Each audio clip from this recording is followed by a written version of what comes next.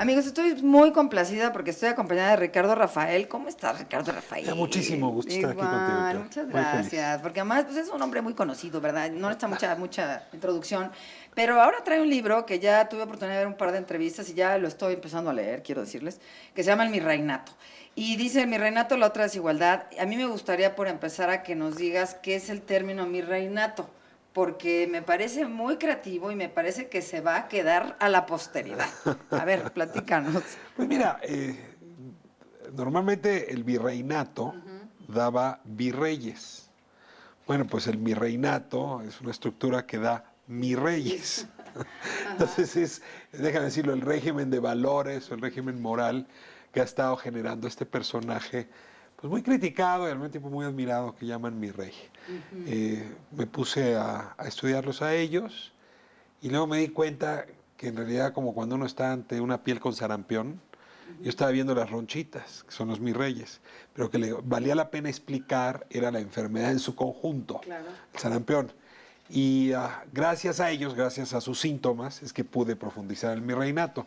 Entonces el libro es esto, es un momento, deja de plantearlo así, un retrato de época, de valores, de instituciones, de prácticas, que explican más o menos bien lo que nos está pasando en más de un tema. A ver, ¿qué nos está pasando? A ver, para entender. El tema de la desigualdad, el tema de esto que explicabas en el elevador en otras entrevistas que te vi. Sí. Platícanos, porque creo que lo dijiste de una manera muy clara.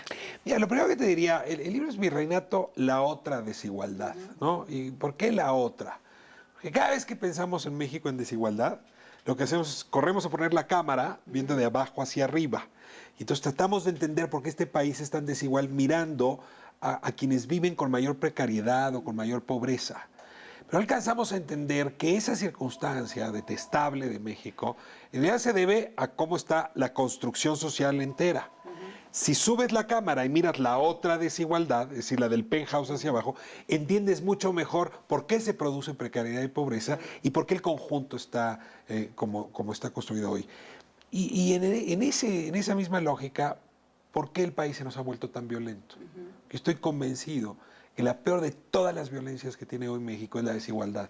De hecho, es muy probable que te puedas explicar la inseguridad y todo lo que estamos enfrentando justamente por esa desigualdad que violenta cotidianamente las relaciones de nuestra comunidad o de esto que llamamos México. Entonces, este libro lo que trata es justamente de explicar esa desigualdad, mira, de arriba hacia abajo ¿A qué y se debe? todas ¿O qué? sus consecuencias, ¿no? Ahora, pero decíamos, bueno, por ahí te escuchaba también decir que todos teníamos de alguna manera un mi rey, pues sí, no, pero no tanto, ¿verdad? O sea, a nivel más bien en todos los sectores, ¿no?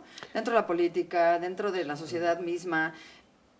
Mira, pero yo te tendré que decir, este mi reinato, quienes lo encabezan, los mis reyes, tiene una serie de características que en efecto podemos decir que todas las compartimos. Ahora, hay quienes las exhiben más que otros, o quienes pueden exhibirlas más que otros. ¿Qué elementos tiene el mi reinato? A ver, primero es muy ostentoso. A ver, Junior siempre ha habido, pirurris, pijos les llaman en España, ¿no? Los spoil kids les llaman en Estados Unidos. Pero este es un bicho distinto. O sea, si tuvieras una lagartija y le echaras polvos mágicos, se vuelve un dinosaurio, tendrías la metáfora perfecta para entender qué le pasó al Junior. El Junior era un bicho que está en todas las sociedades, hombre, antes le llamaban Hidalgo, ¿no? Hijo de algo, pero que al pasar del siglo creció en su capacidad para exhibir sus peores vicios. Primer elemento, ese mi rey es un junior muy ostentoso, no poquitos, muy ostentoso.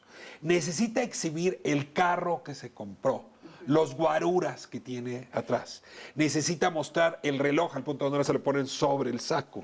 Necesita exhibir mujeres como objetos, se los cuelgan como objetos a las mujeres.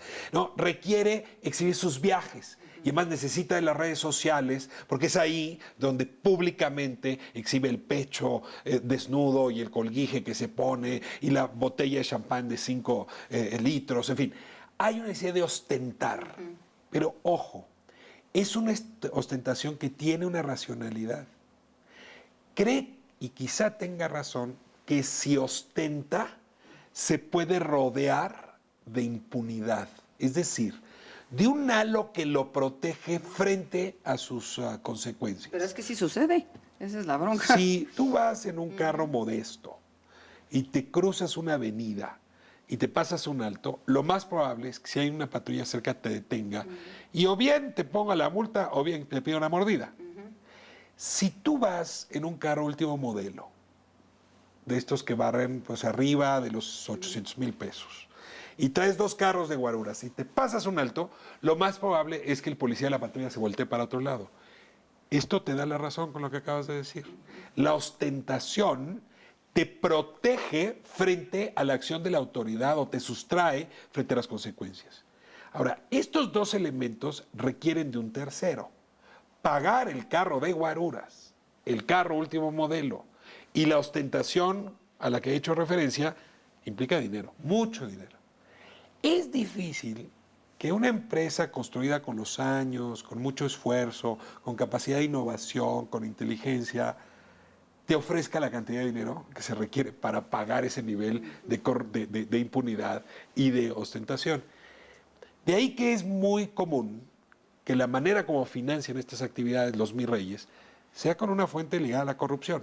Conectan su bolsillo con una manguera directamente al recurso público. Lo chupan por la vía de las licitaciones, construcción, venta al gobierno, concesiones.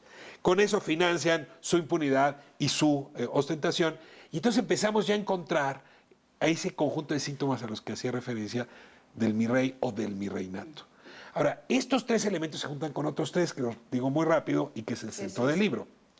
Cuando una sociedad determina quién tiene bienes o derechos a partir de hechos de corrupción, es decir, si yo compro un juez, el juez me va a dar la razón, si no tengo dinero para comprar el juez, no me lo van a dar, si yo puedo comprar a la policía o no, o a un presidente municipal, o a una autoridad, en fin, o lograr un beneficio del Estado, a partir de cuánto dinero tengo, se produce la desigualdad. Claro. Es decir, ese es el centro de la desigualdad. ¿Qué tan lejos o tan cerca estás de la voluntad de la autoridad a partir de lo que compras o no puedes comprar? En ese sentido, una sociedad corrupta es una sociedad profundamente desigualadora. Por eso el libro está dedicado a explicar la desigualdad a partir de esta lógica. Y ojo, hay 2 tipos de desigualdad. Una es la económica, ¿no? Es decir, cuánto ingresas, para cuánto te alcanza para tus hijos. Pero la otra, que es muy sutil, es la desigualdad de trato, que es justamente cuando yo llego a ver a la autoridad y me trata distinto dependiendo cómo voy vestido, o el trabajo que estoy buscando lo obtengo o no en función del color de la piel o del sexo que tengo, empiezo a encontrar que hay una desigualdad de trato. Sinónimo de desigualdad de trato, discriminación. Bueno, de trato y de oportunidades, ¿no? Porque al final una lleva a la otra, ¿no? A ver, el tema es la desigualdad de trato o la discriminación, son sinónimos, déjame utilizar discriminación por sinónimo de desigualdad de trato. La discriminación te lleva a desigualdad de oportunidades o a desigualdad de económica. Entonces, el libro lo que hace es explicarte cómo construimos en México ese conjunto de elementos de desigualdad o de discriminación que es parte del virreinato y que finalmente se explican por 2 últimos elementos. El edificio mexicano, vamos a pensar que es un edificio de 10 pisos, el ascensor está descompuesto. Si naciste en el piso 1 o 2, tienes 4% de probabilidades de morir en el piso de hasta arriba. Sí, claro. Pero lo más grave, si naciste en el penthouse, solamente tienes 3% de probabilidades de morir en el de hasta abajo. El elevador no funciona, porque no es el esfuerzo el que determina en México cómo te va a ir, sino la herencia. Y no hablo nomás de dinero, tus redes, tus relaciones, tus amigos. Es lo que quiero decir, tocas el tema de las relaciones. O sea, yo siempre he pensado que en México es un país que sí se rige mucho por las relaciones, a quien conoces, ¿no? Y hay gente que me dice, pero así es en todos lados, Claudia. No, yo creo que en México particularmente, digo, tú dime, tú conoces más el tema, pero sí es un tema de a quién conoces, a ver, más que cuánto sabes. Así es el ser humano, así es en todos lados, en México es mucho peor. ¿Verdad? Mucho peor.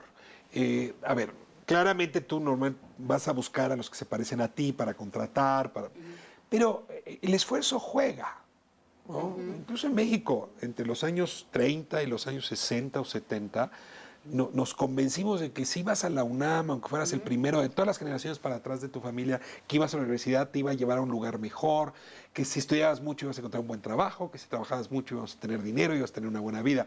Eso se acabó, ¿eh? O sea, la mayor parte de la gente hoy consigue el empleo por un pariente que se lo consiguió, un amigo que se lo consiguió, no por mecanismos de mercado, de tu talento se pusieron en juego. A diferencia de otros países, el tema de la cultura del esfuerzo en México ha ido perdiendo fuerza y vigor. Pero todavía el México de los años, digamos, del siglo XX, entre los años 30 y los años 70, había un convencimiento de que esforzarte funcionaba. Que aunque fueras el primero de toda tu familia en acudir a la universidad, si te esforzabas y estudiabas mucho, ibas a tener un buen trabajo. Y si trabajabas mucho, ibas a tener un empleo digno. Hoy la cultura del esfuerzo ha perdido fuerza, ha perdido importancia. Los muchachos que van a las escuelas de mayor prestigio van en busca de conocidos, no de conocimientos. Qué fuerte eso, caray. Tienen poca importancia leer, de hecho te desprecian si lees, ¿no? Hay quien te presume orondo.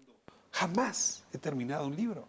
Lo que les importa de la cultura, pues es el cine gringo, que está actualmente en pantalla, y cuando mucho a lo mejor la moda. Pero el conjunto de la cultura los tiene. Porque el tema es otro, es ostentar, es ligarte bien, es casarte bien, eso siempre ayuda para ascender. Es el mejor ascensor social en México, hay que decirlo. Las telenovelas tienen algo de razón, aunque ocurra pocas veces. Pero en fin, en su conjunto, esa ausencia de relevancia para la cultura del esfuerzo sí nos distingue de muchas otras sociedades que siguen contando con ese valor para distribuir oportunidades. Mira, vamos a ir a un corte porque quiero seguir platicando contigo. Vamos a regresar encanta. con otro bloque. Aquí estamos con Ricardo Rafael en Mi Reinato, este libro que les recomiendo muchísimo que lo compren, ¿eh? Yo ya estoy picadísima. Volvemos. Pues continuamos aquí en esta entrevista con Ricardo Rafael y ahorita me quedé pensando en esto que decías porque al final yo recuerdo en la época de mis papás que efectivamente no se tenían que casar ricos y tenían la posibilidad de hacer un patrimonio, ¿no? Al final decías, bueno, se casaron jóvenes en un departamento sencillo, y luego pues fueron creciendo y al final te dejan un patrimonio, ¿no? O lo hacen, como lo quieras decir. Ahora cada vez vemos que eso no sucede, como dices tú, a menos de que te hereden o a menos de que te... Se ha vuelto como muy complicado, ¿no? Es que, a ver, en esa estructura social estamos muy claros que los primeros 2 pisos están viviendo una enorme precariedad. Déjame darte los datos. Sí, sí. Las 3 millones de familias más pobres en México ganan diario 100 pesos. Las 3,000 familias más ricas del penthouse ganan diario 84,000 pesos. No, es que es una locura, qué barbaridad. No puedes vivir en una misma comunidad cuando tienes esa distinción tan importante. Ahora, en medio está claro que hay cierto ascensor, pero el que vive en el piso 8 no llega al 9, punto. Que se Así, vea la clase media. la clase media no va a pasar al 9.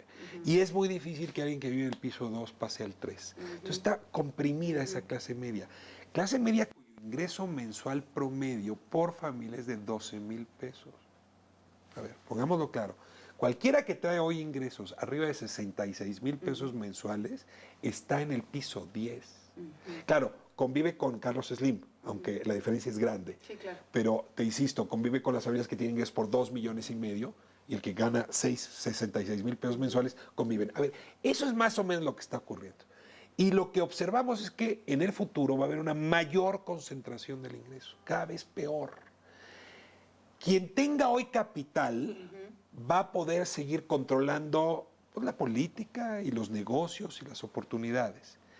Quien vive o vivimos de nuestro trabajo vamos a ir perdiendo influencia, a menos que algo hagamos. Esto me lleva a decir, y regreso al título del libro, pues que este sistema no es una democracia, es otra cosa. Nosotros vivimos en un sistema político de partido único, el cual repudiamos y cambiamos. Y nos dijeron que íbamos a pasar a una democracia. Hombre, la democracia es el sistema que privilegia el esfuerzo y las oportunidades sobre cualquier otra cosa. De eso se trata la democracia.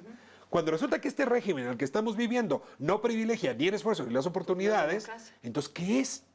Pues es un purgatorio entre el infierno del partido único y a lo que no llegamos. A eso es a lo que yo llamo mi reinato. Y sí, la convocatoria es a derrocarlo. Sí, a tumbarlo. ¿Cuál sería, por ejemplo, tu propuesta para tumbarlo? A ver. Mira, yo no ofrezco como solución repetir el episodio de la Bastilla. Tampoco estoy proponiendo cortarle la cabeza a Luis XVI. Pero sí propongo cortarle la cabeza al mi rey que todos llevamos dentro. Porque ya expliqué cómo allá en el penthouse se mueve el mi rey. Pero conforme la escalera va bajando, todos compartimos algunos rasgos de los que ya mencioné. A ver, la ostentación del mi rey es evidente, ¿no? Escandalosa.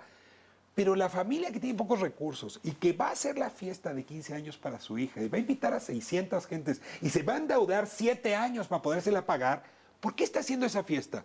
Porque sabe que si en su comunidad se planta con esa fiesta, va a marcar diferencia con los demás, va a construir protecciones, incluso inmunidad, si no es que impunidad. Porque sabe que si alguno de sus integrantes obtiene un cargo chiquito ahí en una sindicatura, en algún municipio, pero ya hay posibilidad de tomar dinero para financiarse esa impunidad, lo va a hacer. Es decir, eso que estamos viendo magnificado en el síntoma del mi rey, en realidad está replicado en todos los momentos. No niego que es mucho más dañina la gran corrupción del gran político que la pequeña corrupción del pequeño ciudadano. No lo voy a comparar. Pero ciertamente no nos hemos rebelado a luchar contra ese régimen porque somos parte de él. Entonces, la invitación... Caemos como en lo mismo, ¿no? La invitación es, Nivel, vamos derrocando a Luis XVI que todos llevamos dentro. Vamos revisando nuestros impulsos ostentosos, impunes, corruptos, discriminadores, desigualadores. Porque es a partir de ahí donde podríamos empezar a construir una comunidad distinta que nos dé menos miedo.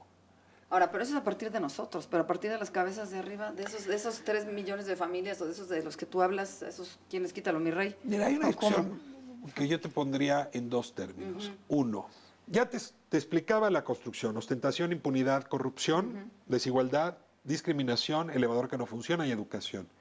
Lo hago así porque te diría, ¿dónde rompería yo el círculo vicioso? En corrupción. Si tú disminuyeras corrupción, se cae la impunidad, disminuye la ostentación, disminuye la desigualdad ante la ley y ante el Estado, disminuye la discriminación. Yo te diría, tema central, y ojalá y este periodo electoral y estos expedientes que se suman, que van de la Casa Blanca, lo que tiene Murate no sé dónde, eso nos lleve ya de una vez y por todas a mover la legislación y las instituciones para combatir la corrupción en cualquiera de sus expresiones. Ahora se habla de un sistema anticorrupción, yo sí apuesto porque eso sea un resultado importante. Entonces, eso sería lo primero. Segundo, y va de la mano, ¿qué quieres decir con corrupción? ¿Robarle dinero al erario público? No, es algo un poco más complicado. Es cambiarle la naturaleza a algo que es público. Si yo un parque que es público lo vuelvo privado, corrompí su naturaleza. Claro. Si yo una presidencia municipal la vuelvo la cabeza del líder del crimen organizado, como ocurrió en Iguala, digamos, lo que estoy haciendo es corrompiendo la naturaleza. Necesitamos recuperar el Estado como un instrumento de lo público, no de los políticos o de los empresarios. Y devolverle su naturaleza pública al Estado y sus instituciones, y a la ley su naturaleza también de beneficio general, empieza a ser un asunto clave. Ahora, otra vez, lucha contra la corrupción para recuperar la naturaleza pública del Estado. Y que el Estado deje de ser el arma arrojadiza que nos aventamos unos a otros. Una banda criminal a otra banda criminal, un político a otro político, un empresario rico a otro empresario rico, uno rico a uno pobre. Necesitamos que el Estado realmente, y eso sí hace una gran diferencia con respecto a otros países, nos dé servicio a todos. Te ponía el ejemplo del Alto, ¿no? O sea, sí, si va Justin Bieber con 2 guaruras y se pasa un alto en Los Ángeles, ahí sí lo detiene la ley, ¿eh? Sí, claro. Porque ahí la ley sí trata a Justin Bieber igual que el latino, el afrodescendiente que iba en un carro pequeño. El momento que tú logras igualar ante la ley, ante la autoridad, las cosas empiezan a cambiar. Oye, ¿sí crees que lo vamos a vivir? Digo, ¿vamos a vivir para contarlos? ¿Así que crees en ese cambio? Mira, yo tengo la impresión... A mí cada día me preocupa más, soy honesta, Ricardo. Yo veo ahorita un tema institucional y de híjole, mano, que ya no ves ni lo duro sino lo tupido. A ver, no me quiero permitir imaginarme muriendo sin haber dejado el purgatorio. Ok, no me gusta. Creo que el pesimismo ante la crisis que estamos viviendo puede ser una frivolidad. Okay. Y si me permites dejártelo en una metáfora, creo que ahí está el Himalaya, ahí vamos. Ahí está ya la punta de toda la montaña, pero nos tocó vivir el último desfiladero que está horrible. Y nos podemos caer en el desfiladero, ¿eh? Nos puede ocurrir. Está ya enfrente la posibilidad de construir un sistema muy distinto al que nos heredaron. Pero sí se requiere mucho coraje y mucha voluntad. Y le vea mucha entereza para rechazar lo que no nos gusta de nosotros mismos y de la sociedad donde vivimos. Este país, es lugar común decirlo, pero lo voy a repetir, se merece mucho más de lo que le estamos dando. Y esta generación es la responsable de hacer que México se vuelva la potencia 8 del mundo, está prometido, o se vuelva a la 23. Y digo esta generación porque la clave está en los más jóvenes, que pueden volverse aspirantes a mi rey, o que pueden rechazar esta forma de asimetría y desigualdad tan dolorosa que francamente no nos ha ofrecido el mejor rostro de México. Pues me encanta, ¿eh? Me encanta el diagnóstico. Yo me lo voy a echar, pero feliz. Creo que valdría mucho la pena que lo persigan. Salió recientemente, me decías. Mira, en librerías llegó en enero, Ajá. se han vendido ya más de 10,000, estamos en la segunda reimpresión, así que ando muy contento. Felicidades. Debo agradecer a los mis reyes, que yo creo que son los primeros que lo están comprando. Sí, exactamente. Han de decir cómo me salgo de aquí. Oye, te agradezco mucho, Ricardo, te felicito Muchísimas mucho. gracias, Y además me Adriana. encanta cómo le explicas. Contigo no hay más que escucharte, porque Te la verdad agradezco, lo haces Adriana. maravilloso. Es una casa Muchas linda gracias. esta, Gracias. Cultura.